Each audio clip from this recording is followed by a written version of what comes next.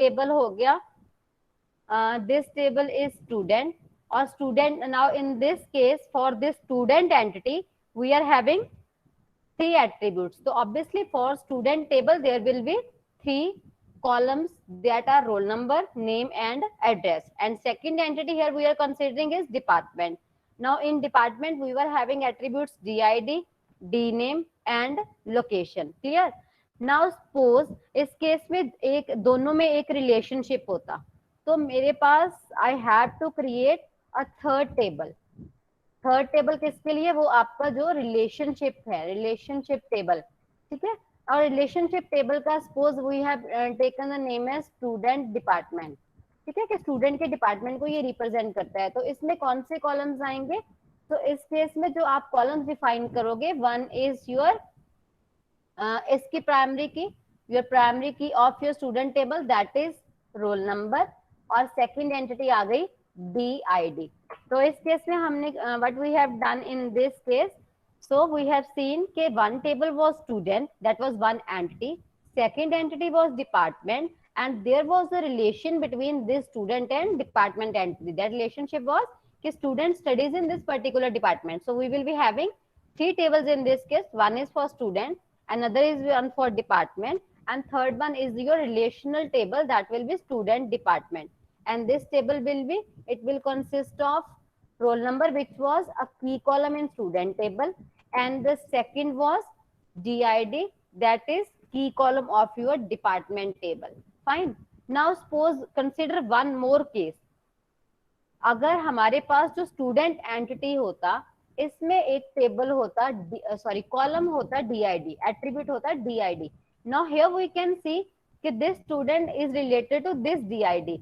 Then can anyone tell me whether we need this table or not? इस table की requirement है या नहीं है? थर्ड टेबल मैं रिपीट करना. अब पहले क्या था, in the previous example I considered कि स्टूडेंट टेबल में मेरे पास DID नहीं था, डिपार्टमेंट ID नहीं था, but student and department entities एक दूसरे से रिलेटेड थी. तो उस केस में तीन टेबल बने, एक टेबल स्टूडेंट आ गया, दूसरा टेबल डिपार्टमेंट आ गया, तीसरा टेबल मैंने बना लिया स्टूडेंट डिपार्टमेंट, जो रिलेशनशिप सेट के लिए बना. उसके कॉलम्स कौन से आ गए? जो दो एंटिटीज आपस में रिलेटेड थी उनके की कॉलम्स आ गए. फाइन.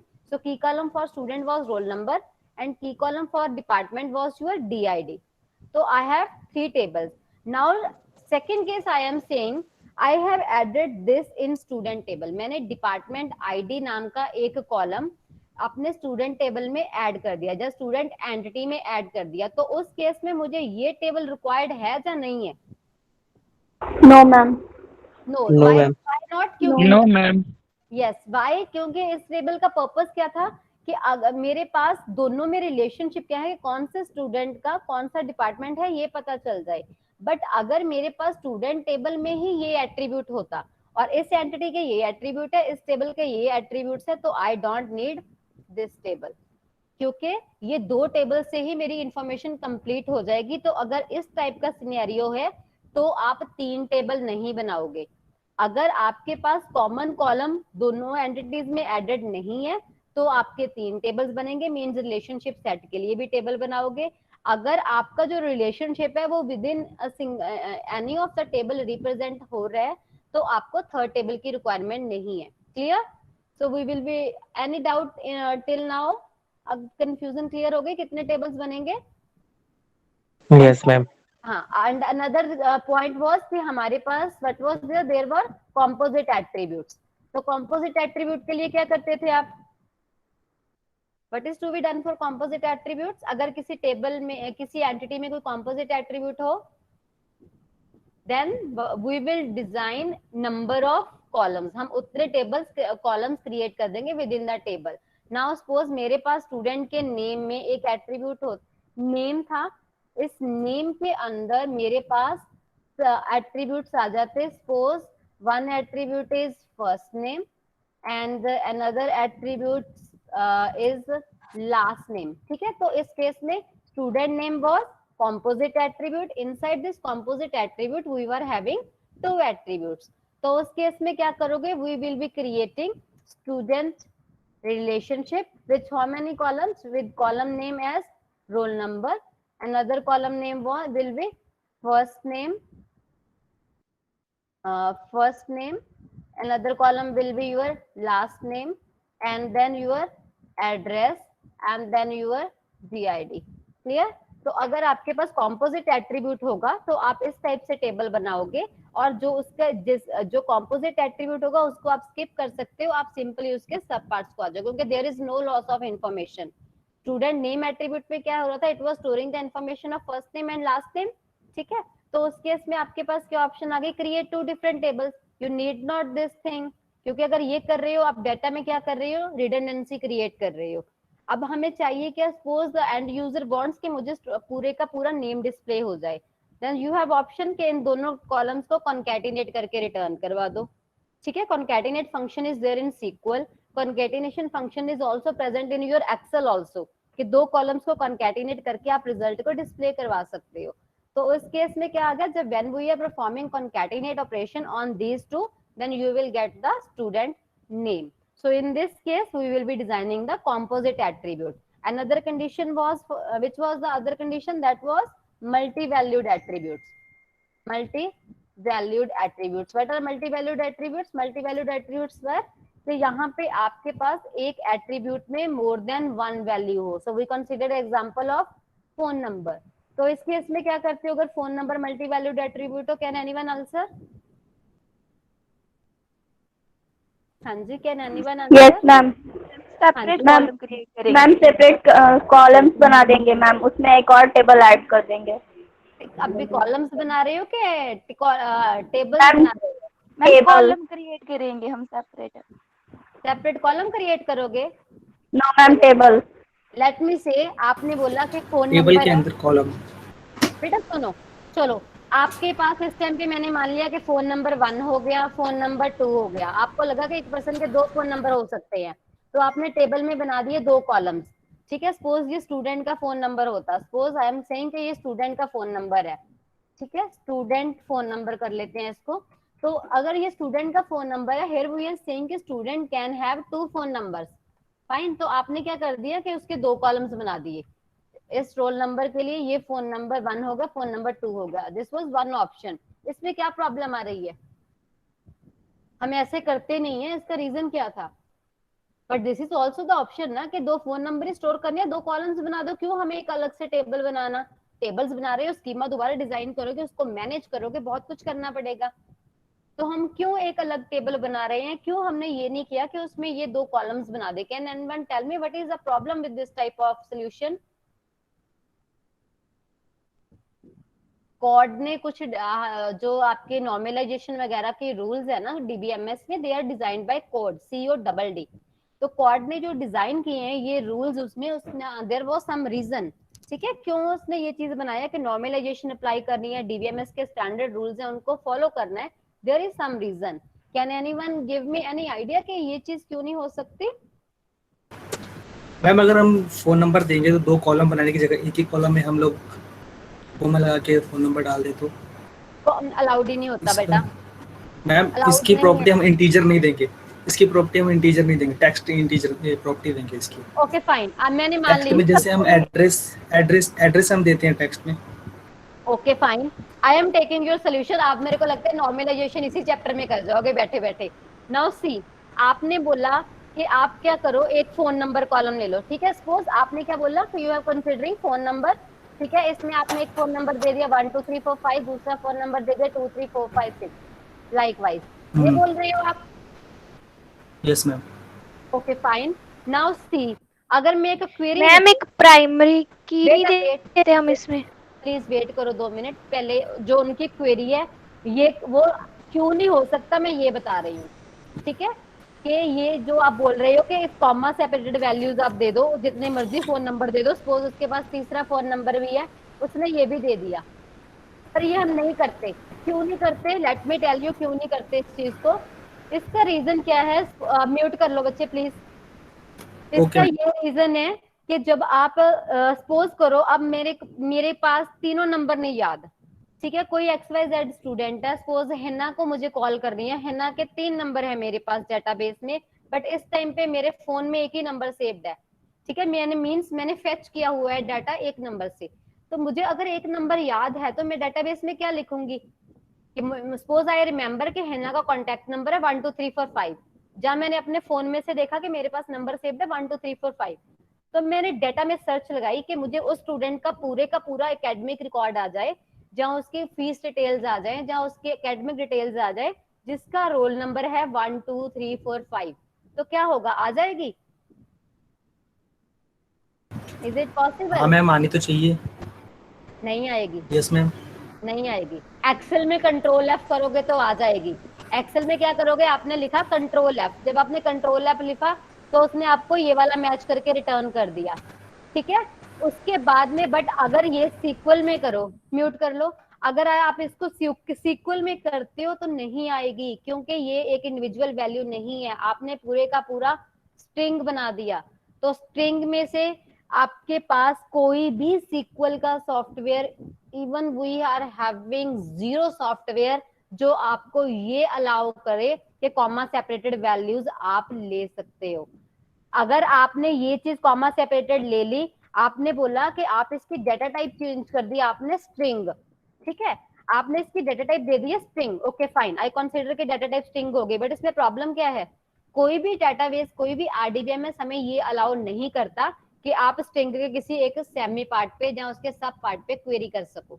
तो कोई भी हमारे पास आरडीबीएमएस में ऐसा सॉफ्टवेयर नहीं है जो आपको ये बोले कि आपको इसको इस पे क्वेरी कर सकते हो। The reason behind that is first normal, this is your first normal form.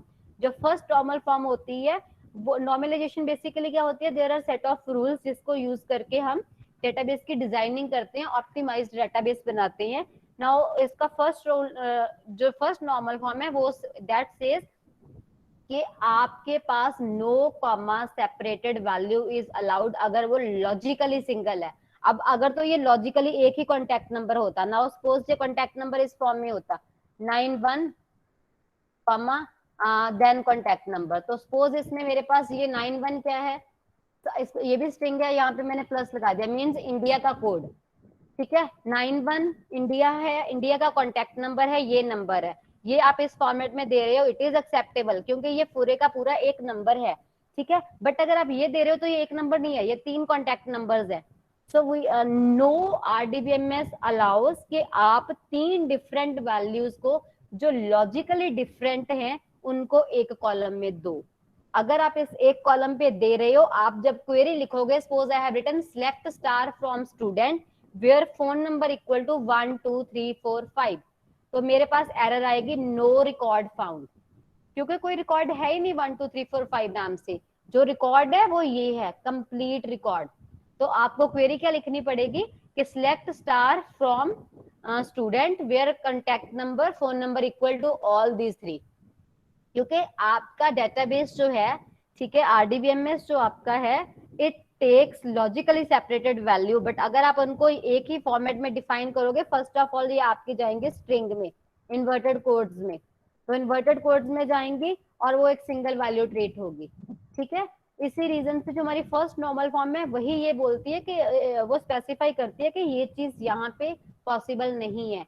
Logically जो वैल्यूज सेपरेट है उनके लिए सेपरेट कॉलम्स है, सेपरेट रोज ही बनेंगी, आप उनको सिंगल वैल्यू सिंगल कॉलम में नहीं ले सकते हो। अगर आप आउट ऑफ द वे जाके नॉर्मलाइजेशन को अंडरस्टैंड करते हो तो हम simply says no comma separated values are allowed, क्योंकि अगर ये सीएसवी फाइल होती, ठीक है, सपोज कोई सीएसवी फाइल है, उसमें क्या होता है कॉमा सेपरेटेड वैल्यूज आ जाती है, जब आप उसको एक्सेल में इंपोर्ट करते हो तो वो आपको अलाउ कर देता है, बट जब सीएसवी फाइल को आप किसी अपने आरडीबीएमएस सॉफ्टवेयर के साथ कंपैटिबल बनाने की you will try to write a code, तो उस केस में वो डिफरेंट डिफरेंट कॉलम्स और डिफरेंट डिफरेंट रोज में जाएगी, वो सिंगल कंसिडर नहीं हो रही है।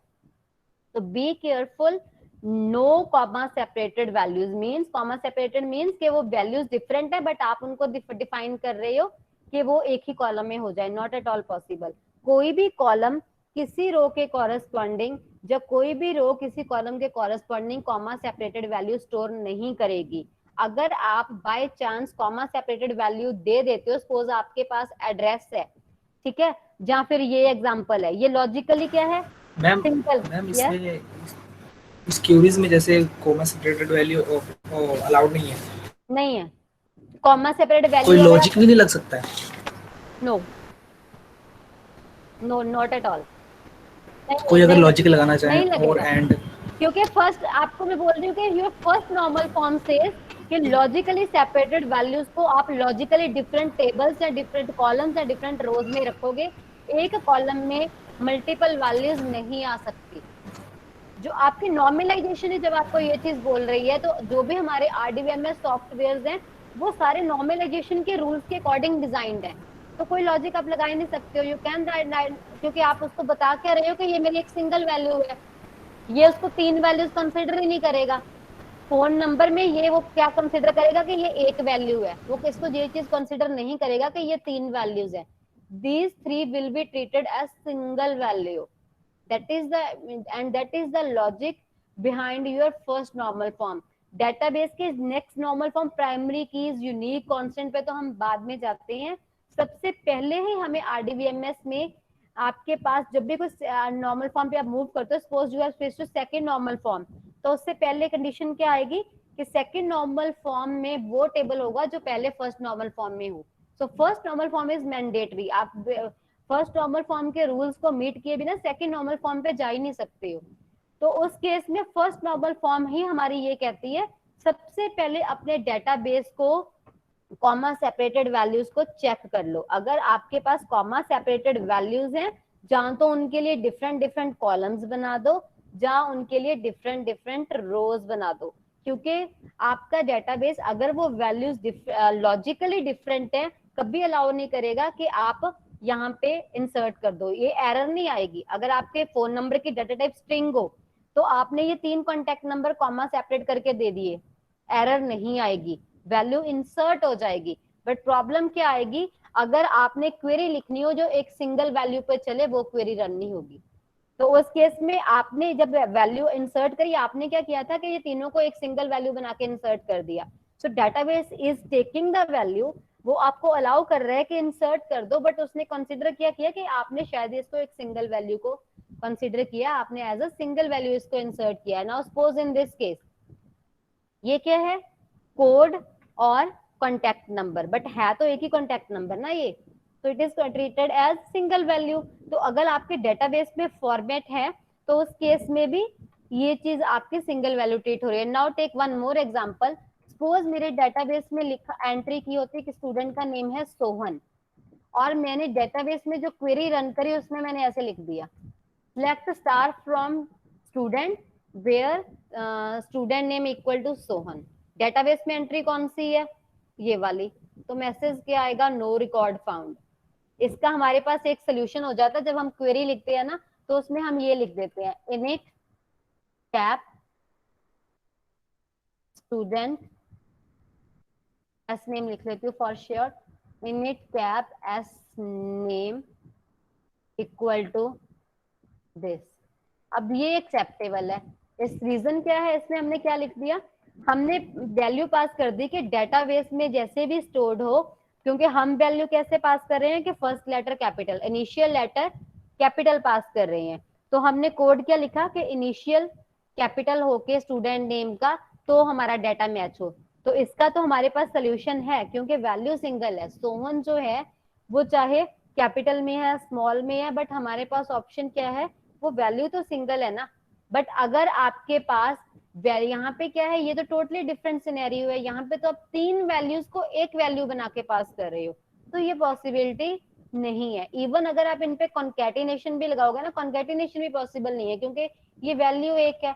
अगर मुझे ये चीज करनी हो कि स्टूडेंट नेम पे कॉन्केटिनेशन लगा के स्टूडेंट नेम है सपोज, उसमें मेरे पास था, उसमें मेरे पास एक और ऑप्शन है, कॉन्कैट कर दिया मैंने, कॉन्कैट कर दिया मैंने first name comma last name.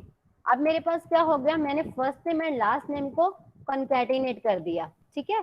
तो वो क्या हो गए, 2 अलग अलग कॉलम्स थे, first name and last name, वो मर्ज होके मेरे पास स्टूडेंट का नेम डिस्प्ले हो गया, ठीक है। अब क्या है, 2 लॉजिकल डिफरेंट कॉलम्स जो हैं उनको इकट्ठा रिटर्न करवा सकते हो, बट अगर आपने एक कॉलम में वैल्यूज लॉजिकली जो सेपरेटेबल थी उनको सिंगल वैल्यू बना के पास कर दिया, तो उसके लिए वी हैव जीरो लॉजिक, कोई लॉजिक नहीं है। आपने नॉर्मलाइजेशन को फेल कर दिया। अगर आपने नॉर्मलाइजेशन के रूल्स को ही अवॉइड कर दिया, आप उन्हीं को साइड पे रख दोगे, you are doing means you are not doing worth your DBMS. तो आपको डीबीएमएस के लिए टोटली उसके लॉजिक्स को इनकरेक्ट कर रहे हो, आप अपने डेटाबेस को इनकंसिस्टेंट स्टेट में डाल रहे हो, आप सारे कॉन्स्टेंट्स को फेल कर दोगे अगर आपने फर्स्ट नॉर्मल फॉर्म में फेल कर दिया, बाकी चीजें तो बात की बात है, ठीक है।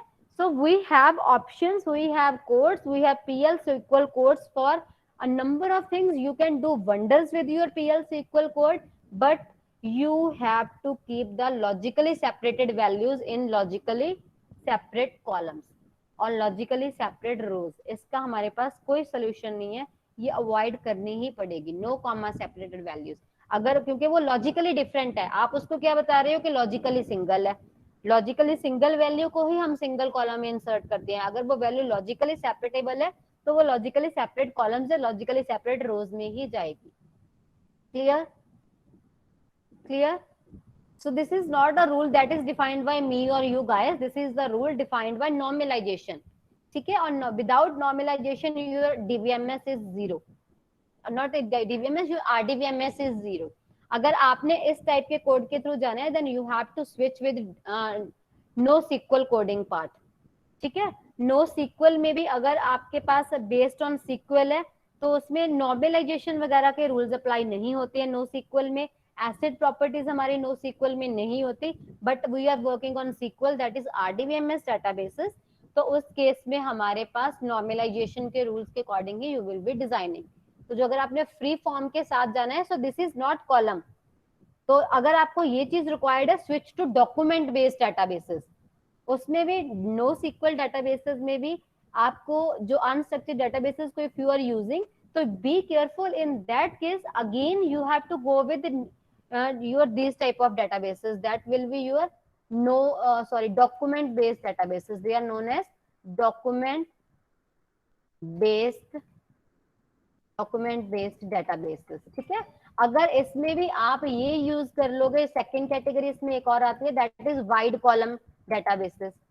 तो अगर आप वाइड कॉलम डेटाबेसेस भी यूज करोगे वो भी आपको ये चीज नहीं अलाउ करेगा, बट जो आपके डॉक्यूमेंट बेस्ड डेटाबेसेस होते हैं उनमें आप ये चीज यूज कर सकते हो, क्योंकि जो हमारे डॉक्यूमेंट बेस्ड डेटाबेसेस होते हैं उनमें कोई कॉलम्स का कॉन्सेप्ट नहीं होता, वो फ्री फॉर्म होता है, जितने कॉलम्स रिक्वायर्ड है उतने ऐड करते जाओ, आप वैल्यूज पास करते जाओ, अपने आप उतने कॉलम्स बन जाएंगे, क्योंकि हमारे पास प्री डिफाइंड स्कीमा नहीं होता in your no SQL databases.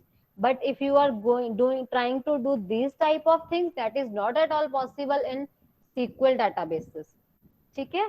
So now let us switch to a query which we were discussing, कि now I am saying कि मेरे पास एक multi valued attribute was there, तो उसके लिए हमने क्या कर दिया, हमने फोन नंबर 1 और फोन नंबर 2 दो कॉलम, देखो एक कॉलम तो I told you the reason कि क्यों पॉसिबल नहीं है, जो हमने ये वाला डिस्कस किया था। नाउ आई एम सेइंग कि मैंने दो कॉलम्स बना दिए, एक फोन नंबर 1 एक phone number 2, will it be okay now? Ma'am हम लोग 2 रो भी तो बना सकते हैं ना? बेटा उस पे बात पे आते हैं, वो तो मैं आपको ऑलरेडी बता चुकी हूँ कि 2 रोज भी बना सकते हैं, बट मैं ये बोल रही हूँ कि 2 कॉलम्स क्यों नहीं बनाए, 2 रोज क्यों बनाई, क्योंकि ये भी तो हो सकता था ना कि 2 कॉलम्स बना दें, बट हमने कल क्या डिस्कस किया था कि हम 2 रोज बनाएंगे, ठीक है। डीबीएमएस के रूल सेज कि जब आप ईआर डायग्राम टू मैपिंग करते हो रिलेशनल मॉडल्स में, तो उस केस में while we are doing that हम मल्टी वैल्यूड कॉलम के लिए डिफरेंट रोज बनाते हैं, डिफरेंट रिलेशन बना देते हैं, instead of creating 2 different columns. Now my question is कि हमने 2 डिफरेंट कॉलम क्यों नहीं बनाए, ये भी पॉसिबल था कि हम 2 डिफरेंट कॉलम बना देते। तो इसका जो रीजन है, let me tell you one reason. Now suppose here we are considering के 2 फोन नंबर्स, तो हमने क्या डिफाइन कर दिया, 2 कॉलम्स। नाउ अगर मेरे पास किसी के 3 कॉन्टेक्ट नंबर होते देन, तो अगर मल्टीपल वैल्यूज हो तो मल्टीपल रोज इंसर्ट करनी इजी है या मल्टीपल कॉलम्स ऐड करने इजी है। तो इस केस में suppose I want to store 3 columns, तो मुझे क्या करना पड़ेगा, जहां तो मेरे पास कोई ऑप्शन ही नहीं है कि मैं उसका ये तीसरा कॉन्टेक्ट नंबर ऐड कर सकूं। अगर मुझे इसकी ऑप्शन देखनी हो, if I have to look for this option, तो मैं क्या करती, I had to add a column that additional column that is PN3। तो फोन नंबर 3 जब मैं कॉलम ऐड करूंगी तो मुझे क्या करना पड़ेगा, पूरे का पूरा डेटाबेस का स्ट्रक्चर चेंज करना पड़ेगा, that is alter the existing schema. So what do I need to do? Alter the existing schema. Now see what happens. मुझे पूरे का पूरा schema ही change करना पड़ गया database का, क्योंकि whenever I want to add any of the new column, I need to change the schema. Now suppose if I want to add new row, ठीक है. So if I want to add new row, no need to change schema. No need to change schema in this case. अगर रोज add करनी है तो schema change नहीं करना पड़ेगा, but अगर हमें न्यू कॉलम ऐड करना है तो आपको पूरे का पूरा स्कीमा ऑल्टर करना पड़ेगा with the help of this alter schema command, alter table command. Now our case was we were saying कि we have to store three. Earlier we were considering कि we were having 2 contact numbers, so we considered कि we will be having 2 columns. After that we said कि we have 3 contact numbers, so we added 1 more column. Now the case comes is किसी XYZ student का एक और contact number है, then what will happen?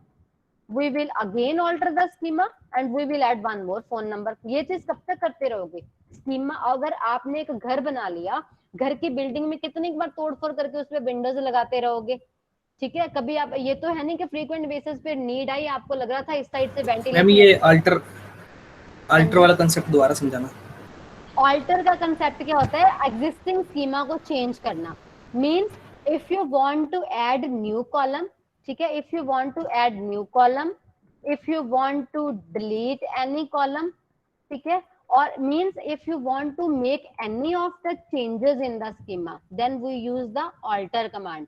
जो existing structure है उसमें कोई चेंज करनी है, कोई कॉलम ऐड करना है, कोई की ऐड करनी है, मीन जिससे आपके डाटाबेस का टेबल का स्ट्रक्चर चेंज होता है, वो आप यूज करते हो उसको ऑल्टर करके. Like you went for shopping, आपने कोई ट्राउजर परचेज किया, उस ट्राउजर की यू नीड कि वो उसकी लेंथ ज्यादा है, व्हाट विल यू डू? आप उसको ऑल्टर करवाओगे, उसके पूरे स्ट्रक्चर को ही चेंज कर रहे हो, ठीक है, क्योंकि आप नीचे से उसकी कटिंग करवा रहे हो, ठीक है. जहां फिर आपको लगा कि आपने उसमें कोई एक्सटेंशन लगानी है, आपने कोई शर्ट परचेज करी, उसके बटन आपको पसंद नहीं थे, बाकी बहुत कुछ पसंद था, तो आप क्या करोगे? उसके बटन चेंज करवाए हो, तो आप उसकी पूरी की पूरी उसकी स्कीमा को, उसके स्ट्रक्चर को चेंज कर रहे हो, तो उसको क्या बोलते हैं? हम ऑल्टर करते हैं. वही ऑल्टर हम यूज करते हैं अपने सीक्वल में. तो इस केस में व्हाट वी आर डूइंग कि एग्जिस्टिंग है कोई चीज, उसी एग्जिस्टिंग चीज के स्ट्रक्चर को चेंज करना, उसके स्कीमा को चेंज करना is known as alter. Now my question was, मेरे पास एक कॉन्टैक्ट नंबर था, मेरे पास डेटाबेस में एक ही फोन नंबर का कॉलम था. फिर मुझे लगा कि मुझे 2 कॉन्टैक्ट नंबर स्टोर करने हैं, what I need to do? मुझे एक और कॉलम ऐड करना पड़ेगा PN2 नेम से. तो ऑब्वियसली अगर मैं न्यू कॉलम ऐड कर रही हूँ तो मुझे क्या करना पड़ेगा? स्कीमा ऑल्टर करना पड़ेगा. आफ्टर दैट मेरे को लगा कि 3 कॉन्टैक्ट नंबर ऐड करने हैं, तो मुझे क्या करना पड़ेगा? Again I have to add 1 more column.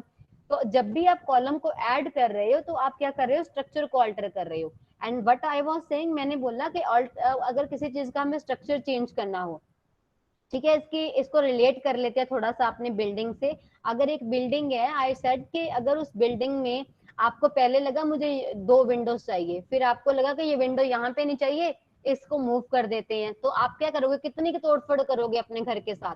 उसकी कोई लिमिटेशन होगी ना. एक टाइम आएगा जिसमें वो ड्रॉप स्टार्ट हो जाएगी. अब अगर हम आपके पास ऑल्टर की बात करते हैं, this alter is in the term of software. यहाँ पे आप सॉफ्टवेयर का कोड यूज करके अपने स्ट्रक्चर को चेंज कर रहे हो, बट बेटा हर एक चीज की कोई लिमिटेशन होती है, ठीक है. अगर हमारे पास एक आपने फोन परचेज किया, उसमें आपके पास क्या आ गया? ऑपरेटिंग सिस्टम का अपडेट आ गया, आपने कर लिया, ठीक है. सपोज आपने लिया iPhone 6, ठीक है, उस एट प्रेजेंट अगर उसकी 11th वर्जन आ चुकी है, उसके बीच में उसके ऑपरेटिंग सिस्टम आते रहे, आप अपडेट करते रहे, बट एक स्टेज आ गई कि उसके बाद आपके iPhone 6 ने लेटेस्ट जो अभी वाला सपोज कोई OS है उसको सपोर्ट करना बंद कर दिया, उसमें अपग्रेडेशन नहीं हो सकती है. तो उसकी भी एक लिमिटेशन है. हर एक सॉफ्टवेयर की भी कोई लिमिटेशंस है, कोई उसकी बाउंड्रीज है, क्योंकि वो जो सॉफ्टवेयर है वो किससे रिलेटेड है? आपके हार्डवेयर से. वो आपका न्यू जो ऑपरेटिंग सिस्टम है वो चलो 4 वर्जन तक, 5 वर्जन तक, 6 वर्जन तक सपोर्ट करता रहा, बट एक स्टेज ऐसी आ गई कि अपडेशन आपकी स्टॉप हो गई. उस टाइम पे आपको क्या करना पड़ेगा? क्योंकि उसके हार्डवेयर जो उसका था, अंडरलाइंग हार्डवेयर, जो भी उसकी रैम है, जो भी उसकी आपकी मेमोरी कॉन्फ़िगरेशन या whatever type of configuration your iPhone is having, उसकी एक लिमिटेशन थी कि वो आपको इतने अपडेट से सपोर्ट करेगा. बट उस टाइम पे एक अपडेट ऐसा आ गया जो आपको सपोर्ट नहीं करेगा, तो आपको जो अभी एट प्रेजेंट है आपको उसके साथ रहना पड़ेगा, या फिर आप न्यू आईफोन परचेज करोगे। यही होता है ना रियल लाइफ में। हाँ जी बेटा, am I right or wrong? Am I right or wrong? Yes ma'am, you are right. तो सेम थिंग में ये सेम यही कॉन्सेप्ट है कि हम ये चीज तो करते रहेंगे, बट क्या है हमारे पास, हम बहुत ज्यादा भी स्कीमा को इतना ज्यादा ऑल्टर नहीं करेंगे। तो इसका एक सोल्यूशन है, अगर मैं यहाँ पे एक फोन नंबर कॉलम ही रखती, मैंने एक ही कॉलम रखा फोन नंबर, तो मेरे पास इसी suppose I am considering roll number 1, roll number 1 का मैंने फर्स्ट फोन नंबर एंटर कर दिया, नेक्स्ट रो आई, रोल नंबर 1 का मैंने सेकंड फोन नंबर ऑल्टर कर दिया, फिर रोल नंबर 1 का मैंने थर्ड फोन नंबर एंटर कर दिया, रोल नंबर 1 का मैंने फोर्थ फोन नंबर एंटर कर दिया। उसके बाद रोल नंबर 2 की डाटा आया, रोल नंबर 2 का मैंने ये फोन नंबर इंसर्ट किया, रोल नंबर 2 का मैंने ये फोन नंबर, क्योंकि रोल नंबर 2 के पास 2 ही फोन थे। रोल नंबर 3 आया, उसका एक ही फोन था, एक ही रो इंसर्ट करी। तो दिस इज सेकंड ऑप्शन। तो विच वन इज बेटर, बार बार स्कीमा ऑल्टर करो या जितनी मर्जी रोज इंसर्ट करते रहो, कौन सा बेटर है? अगर आप ये चीज कर रहे हो, किसी के एक फोन नंबर है, किसी के मल्टीपल है, तो इससे क्या इफेक्ट आ रहा है? This is the best approach. The reason behind that is schema change नहीं हो रहा, जस्ट रोज आपकी एड ऑन हो रही है, आपको कहीं पे भी मल्टीपल कॉलम्स नहीं ऐड करने पड़ रहे, कोई भी मल्टीपल रोज नहीं ऐड करनी पड़ रही। तो सेम थिंग थी जो हमने कल डिस्कस करी थी, that was multi valued attribute अगर है, उसके लिए हम एक सेपरेट रिलेशन बना देंगे। उस सेपरेट रिलेशन को सपोज हमने नेम दे दिया स्टूडेंट फोन नंबर, उसमें जो उसकी प्राइमरी की थी हमने वो ऐड कर दी, और जो कॉलम हमारा मल्टी वैल्यूड एट्रीब्यूट था वो वाला कॉलम ऐड कर दिया। तो मल्टी वैल्यूड एट्रीब्यूट अगर आपके पास ईयर डायग्राम में आ जाए तो आप क्या करोगे उस केस में, उसके लिए एक अलग से टेबल बना दोगे, उसको कोई नेम डिफाइन कर दोगे। आफ्टर दैट जो उस टेबल की प्राइमरी की थी जिसमें वो मल्टी वैल्यूड एट्रीब्यूट था, वो प्राइमरी की column you will add, and after that जिस कॉलम पे हमारा मल्टी वैल्यूड एट्रीब्यूट था आप उस कॉलम को ऐड कर दोगे, and you will get this type of solution. अब इसमें कोई लिमिटेशन नहीं है, डायनामिकली जितनी मर्जी रोज आप ऐड कर लो, क्योंकि नंबर ऑफ रोज ऐड करने की लिमिटेशन नहीं होती, it is wholly solely dependent on आपके पास हार्ड डिस्क में कितनी स्पेस है। बट स्ट्रक्चर को जब चेंज करते हो that is very much effective, क्योंकि हम स्कीम सबसे पहले वैल्यूज इंसर्ट डीएमएल करने से पहले हम डीडीएल कमांड्स करते हैं, ठीक है। डीएमएल क्या होती है? डाटा की manipulation, insertion, deletion and so on. तो वो सारी चीजें आप इस फैक्टर में कर रहे हो। Is it clear now or still having any doubt? If still having any confusion then please let me know. हमने एंटिटीज बना दी, उस एंटिटीज के लिए कोई डिपार्टमेंट टेबल उनके लिए रिलेशनशिप बना दिए, उनके टेबल्स बना दिए।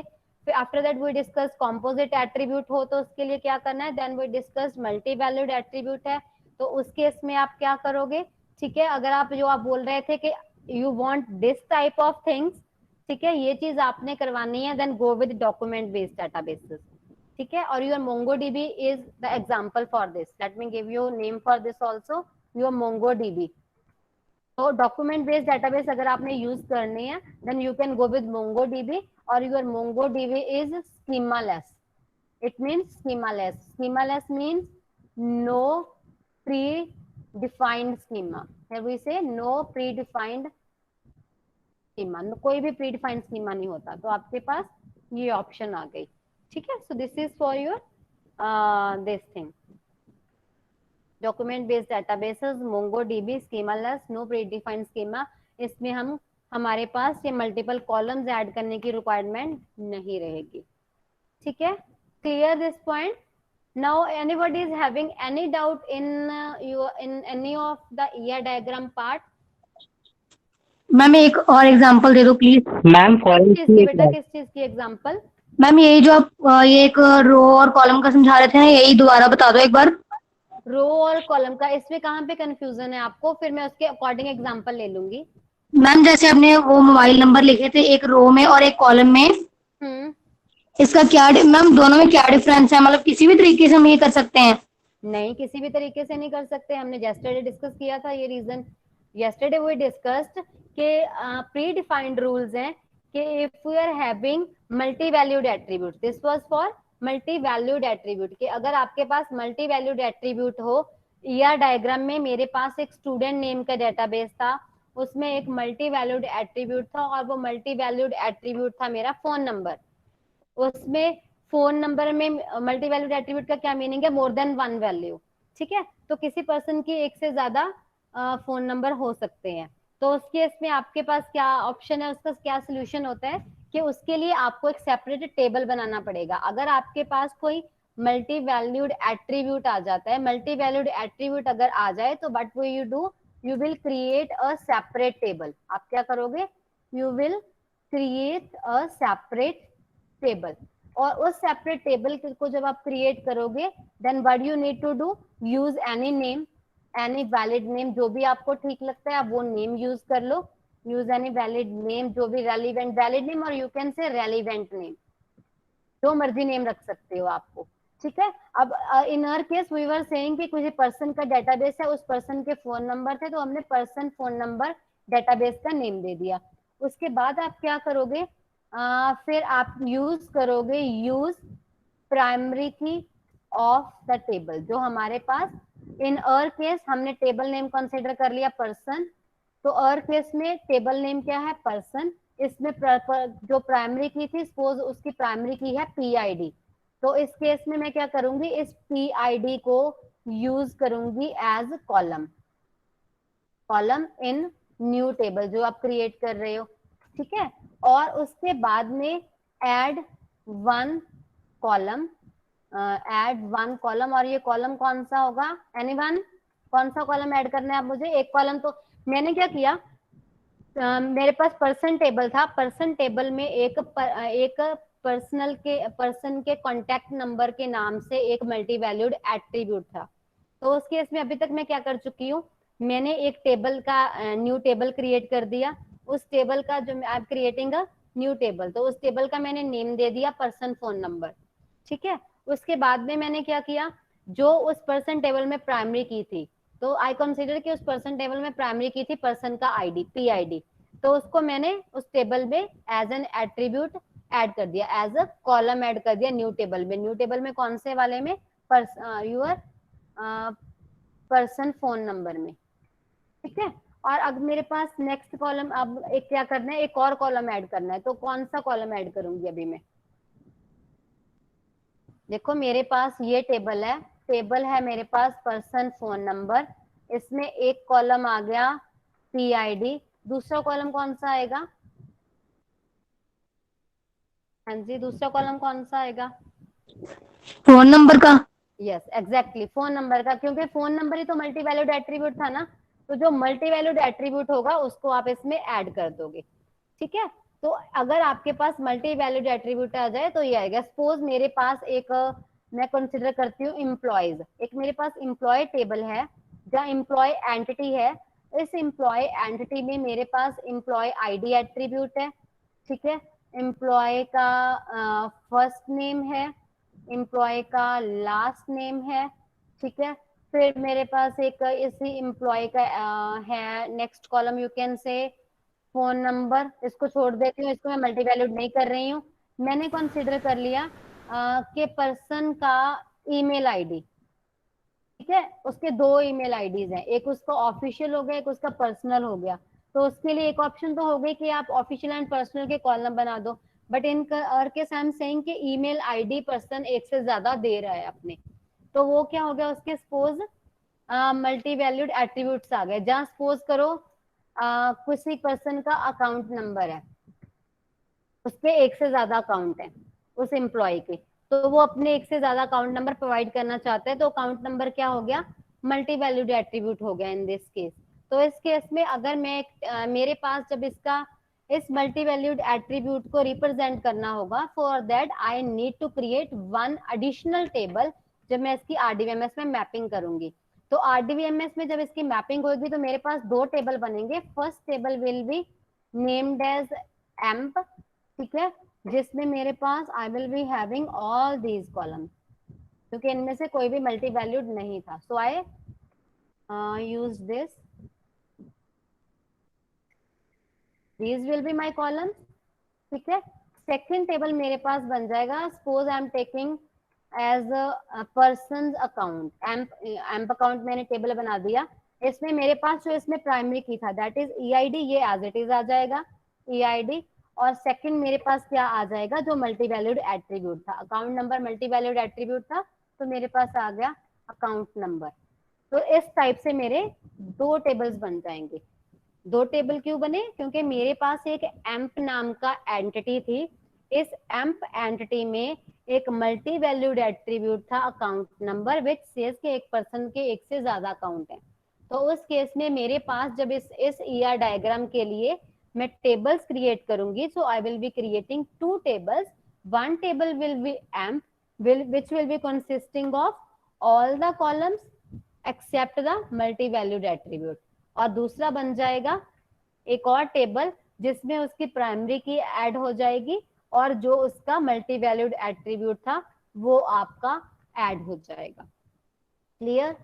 अब क्लियर है? ठीक है मैम। तो इसके यस मैम।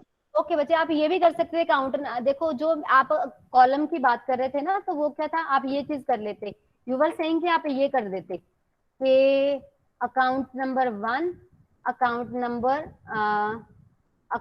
नंबर 2। इसका क्या रीजन था? ठीक है, तो आप इसको इग्नोर कर दो। सपोज आप ये बोल रहे हो कि आप कॉलम एंड रो में जो आपकी कंफ्यूजन थी वो देख लेती हूँ मैं। सो इट सेज कि आप ये कंसीडर कर रहे हो, तो उसमें क्या प्रॉब्लम है? अगर एक पर्सन के एक से ज्यादा कॉन्टेक्ट नंबर हो गए, 2 हो गए, 3 हो गए, 4 हो गए, 5 हो गए, तो कितने के कॉलम ऐड करते रहोगे? क्योंकि जब भी आप कॉलम को ऐड करोगे तो आप उसके स्ट्रक्चर को, टेबल के स्ट्रक्चर को चेंज कर रहे हो। बट अगर आप रोज को ऐड कर रहे हो तो टेबल का स्ट्रक्चर इफेक्ट नहीं होता, टेबल का स्ट्रक्चर एज इट इज रहता है, स्कीमा उसका एज इट इज रहता है आपका, रोज जितनी मर्जी ऐड कर लो। बट अगर आप कॉलम्स को ऐड करोगे तो वो डायनामिकली डिफिकल्ट हो जाएगा, क्योंकि स्कीमा डेटाबेस का हम फ्रीक्वेंटली चेंज नहीं करते। क्योंकि when we are talking about SQL databases, we are saying कि we are working on your schema oriented databases। तो जो है ही सारा कुछ स्कीमा पे डिपेंडेंट, उसके स्कीमा को आप कैसे फ्रीक्वेंटली चेंज कर दोगे? ठीक है, अगर आपको स्कीमा को फ्रीक्वेंटली चेंज करना है तो आपके पास ऑप्शन ये है कि स्कीमा लेस डाटा स्ट्रक्चर में जाओ। आपने घर लिया है, घर को कितनी बार तोड़फोड़ करते रहोगे? ये तो है नहीं कि जब मन किया घर को, घर के एक रूम वहां से वहां मूव कर दिया, आपने कंस्ट्रक्शन पे बार बार इन्वेस्टमेंट करते रहो, तो वो हैवी इन्वेस्टमेंट होती है। ठीक है, तो उसका क्या सोल्यूशन है? घर से बोर हो रहे हो, रेंट पे रहना स्टार्ट कर दो, एक घर से दूसरे घर में चले गए, जो उससे बोर हो गए तीसरे घर पे चले गए। ठीक है, रादर देन क्या एक ही घर पे तोड़फोड़ करते रहो जब मन किया, करोगे बट फ्रीक्वेंटली नहीं करोगे। स्कीमा को कभी भी हम फ्रीक्वेंटली चेंज नहीं कर सकते। Same is the terminology with your RDBMS। RDBMS जो आपका है वो स्कीमा ओरिएंटेड डेटाबेस है। स्कीमा ओरिएंटेड डेटाबेस की में आप अपने डेटाबेस को के स्कीमा को चेंज कर सकते हो, बट अवॉइड करो कि आपको फ्रीक्वेंटली चेंज ना करना पड़े। Changes of the schema are possible but avoid frequent schema changes. ठीक है, अगर आपके स्कीमा में फ्रीक्वेंट चेंजेस हैं, आपको पता ही नहीं है कि ये कितनी फ्री फॉर्म में आ जाएगा, then the solution to that is switch to NoSQL databases and you can switch to MongoDB for document based databases, जिसमें आपको ये चीज क्लियर नहीं है कि अगर पहले आपके पास 5 कॉलम थे, फिर 10 होने या फिर 15 होने या कोई भी रीजन से, तो उसमें एक सिंपल सोल्यूशन है स्विच टू NoSQL databases, क्योंकि SQL databases आपको ये चीज अलाउ कभी भी नहीं करेंगे।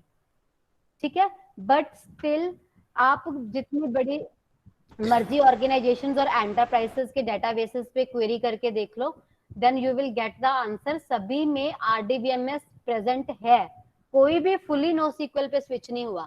हमने एक क्विज भी किया था जिसमें हमने डिस्कस किया था कि which database your Wikipedia was using, Google was using, कौन सा है जो किसी को यूज कर रहा है। तो सभी में जो भी वो डेटाबेस को यूज कर रहे हैं, मैक्सिमम में MySQL टर्मिनोलॉजी जरूर आई थी। और योर MySQL जो आपका है वो उनका प्राइमरी डेटाबेस रहता है, और जो प्राइमरी डेटाबेसेस है उनका MySQL वो एक SQL RDBMS है, वो NoSQL नहीं है। ठीक है, तो हम फुली रिलाई नहीं कर सकते NoSQL डेटाबेसेस पे, बट उसका कुछ पार्ट जो फ्रीक्वेंटली चेंजिंग पार्ट है, वो वाला पार्ट हम यूजिंग NoSQL हैंडल कर सकते हैं। This is the only solution to a real life examples, but we can't say कि हम NoSQL को प्योरली इग्नोर कर देंगे। क्लियर? Any doubt? मैम जैसे आप बता रहे हो कि हम फ्रीक्वेंट में ज़्यादा चेंज नहीं कर सकते हैं, तो हम हाँ कोई जी। लिमिट होगी इसमें RDBMS में कि कितनी बार हम अल्टर कर सकते हैं? तो ऐसा कोई लिमिट नहीं है, क्योंकि आप बेटा स्ट्रक्चर को चेंज कर रहे हो, आपको अपने नीड के अकॉर्डिंग चेंज करना ही पड़ेगा। ऐसा कोई लिमिटेशन नहीं है ना, वो तो लिमिटेशन यही है कि जब तक वो करप्ट नहीं हो जाता। यही बोल सकते हो कि आप RDBMS में फ्रीक्वेंटली टेबल देखो, अगर आप फ्रीक्वेंटली टेबल्स को ड्रॉप करोगे, डिलीट करोगे, ऐड करते जाओगे, ठीक है, तो जितनी बार मर्जी कर लो। वो तो आपके डेटाबेस की कॉम्प्लेक्सिटी लेवल है, उसकी कॉम्प्लेक्सिटी लेवल अगर आपको बहुत अच्छे से पता है, उसमें you can take the help of meta data. Meta data जो हमारी एक डिक्शनरी मेंटेन होती है RDBMS में, उसमें ये सारी इंफॉर्मेशन होती है कि कौन से टेबल का क्या पर्पस है, क्या उसमें कॉलम्स हैं। अब आपको मेटा डाटा को रेफर करके आप चेंज कर लो, बट आप क्या करोगे, आप सपोज आपने अपनी किसी ऑर्गेनाइजेशन में जिसमें आप पहले जॉब कर रहे थे, आप उसको छोड़ के जा चुके हो, but will be the problem next person आएगा, उसको वो मतलब अंडरस्टैंड करने में डिफिकल्ट हो जाएगा। ठीक है, एक चीज सिंपल से एग्जांपल मेरे को और बताओ, अगर मैं कोई इंफ्रास्ट्रक्चर, सपोज आपने घर बनाना है, तो आप सबसे पहले क्या करोगे, यू गो टू आर्किटेक्ट। ठीक है, आर्किटेक्ट के पास जाके आप एक उसका ब्लूप्रिंट डिजाइन करवा लेते हो। उसका क्या रीजन होता है कि आपको आइडिया लग जाएगा कि पहले ही अब तो 3D, ठीक है, आप 3D अगर आर्किटेक्ट आपने ब्लूप्रिंट 3D बनवा लिया, तो उससे आपको क्लियर दिख जाएगा कि मेरा इंटीरियर भी कैसा बनेगा। तो आपके पास इस टाइप के टूल्स हैं। वो रीजन क्या होता है कि हम पहले ही इनिशियली ये सारा कुछ देख लें कि हमारा डेटाबेस कैसे दिखेगा। The reason behind that is क्योंकि इस पे जो कॉस्ट होती है इट इज क्वाइट हाई। ठीक है, अगर आप बाद में चेंजेस करवाओगे तो दोबारा से सारी तोड़फोड़ नहीं कर सकते हो। Similar is the terminology that is with your RDBMS। हम पहले क्या कर लेते हैं, पहले एक ईयर डायग्राम बना लेते हैं। ईयर डायग्राम से हमें आइडिया हो जाता है कि हमारे पास कितने टेबल्स होंगे, कितने कॉलम्स होंगे, ठीक है, कौन कौन सी कीज होंगी, कौन से इनमें रिलेशनशिप सेट होंगे। Each and everything is defined in that case. उसका रीजन क्या है कि सो दैट हमें स्कीमा ज्यादा चेंज ना करना पड़े, क्योंकि whenever we are done with your ER diagram part, from that ER diagram part we start designing your relational model। तो जब आप relational model को डिजाइन कर रहे हो, we have studied a few rules yesterday also, we revised those rules today also, कि वो कौन से रूल्स है जिनको यूज करके आप उसको रिलेशनल मॉडल में मैप करते हो। ठीक है, इसकी लिमिटेशन सिर्फ ये, आप यू कैन से कि कॉम्प्लेक्सिटी लेवल आप कितना हाई जा रहा है आपका, वो आपकी लिमिट है। ठीक है, फिर आपके पास वो डेटाबेस के स्कीमा को स्टोर करने के, जब आप सपोज करो आपने अभी एक टेबल को दूसरे टेबल से रिलेट कर रखा है, फिर आपने एक और टेबल ऐड कर दिया, आपने उस टेबल को उससे रिलेट कर दिया, तो एसोसिएशन बहुत ज्यादा हो जा रही हैं, फॉरेन कीज बहुत ज्यादा हो जा रही हैं, और रियल लाइफ में जितनी मर्जी लगा लो, but the only difference is जब आप उसका जो डेटाबेस डेवलपर है उसके लिए टास्क उतनी ही कॉम्प्लेक्स होती जाएगी। जितने टेबल्स की डिपेंडेंसीज इंक्रीज होती जाएंगी, जितने उसमें कॉलम्स ऐड होते जाएंगे, ठीक है, जहाँ कॉलम्स उसमें फ्रीक्वेंटली ड्रॉप होते जाएंगे, तो उसमें क्या कॉम्प्लेक्सिटी लेवल आएगा। आपने 2 कॉलम्स हैं, उनके साथ 10 टेबल रिलेट कर दिए, बाद में आपने क्या किया, आपको लगा कि ये कॉलम्स आपको नहीं नीडेड है, तो आप उन कॉलम्स को ड्रॉप करोगे। अगर ड्रॉप करोगे तो क्या कर रहे हो, स्कीमा को चेंज कर रहे हो। अब उन 2 कॉलम्स पे आगे 10 टेबल और डिपेंडेंट है, वो जो 10 टेबल डिपेंडेंट है उन पे भी तो इफेक्ट जाएगा ना। So that is the only limitation, otherwise there is no limitation. आपका जस्ट आपने उसके स्कीमा को कॉम्प्लेक्सिटी बढ़ा रहे हो, उसको कॉम्प्लेक्सिटी को इफ यू कैन हैंडल, अगर आप being a database developer, being a coder, इन सारी चीजों को मैनेज कर सकते हो, keep on managing, but complexity level आपका हाई होता जाएगा। ठीक है, हार्डवेयर की टर्मिनोलॉजी में आपके पास क्या होगा, जितने रिलेशन ज्यादा बनेंगे, जितनी कीज ज्यादा लगेंगी, उतने ज्वाइंस ज्यादा लगेंगे, उतनी सब क्वेरीज ज्यादा लगेंगी, और उससे क्या इफेक्ट आएगा, आपकी क्वेरी स्लो रिस्पॉन्ड करना स्टार्ट कर देगी। ठीक है, आपके सीपीयू के जो साइकिल्स हैं क्वेरी को प्रोसेस करने के लिए, उसके लिए रिस्पॉन्ड करने के लिए, वो इंक्रीज हो जाएंगे। उसको हम बोलते हैं क्वेरी की कॉस्ट इंक्रीज हो जाएगी। तो जो क्वेरीज हैं वो स्कीमा पे लगनी है, डाटा पे लगनी है, वो कॉस्ट आपकी इंक्रीज होती जाएगी। This is the only limitation, otherwise there is no limitation. Schema जितना मर्जी चेंज कर लो, बट जब भी चेंज करोगे प्रॉब्लम आपकी इंक्रीज होगी, आपके डेवलपर की। Don't think at small scale, सिर्फ अपने लेवल पे, अपने स्केल लेवल पे मत देखो, उसको रिफाइन करके पूरे के पूरे स्कीमा लेवल पे देखो, उसको हाई लेवल पे देखो कि जो रियल लाइफ के सॉफ्टवेयर है उनकी complexity level is very high.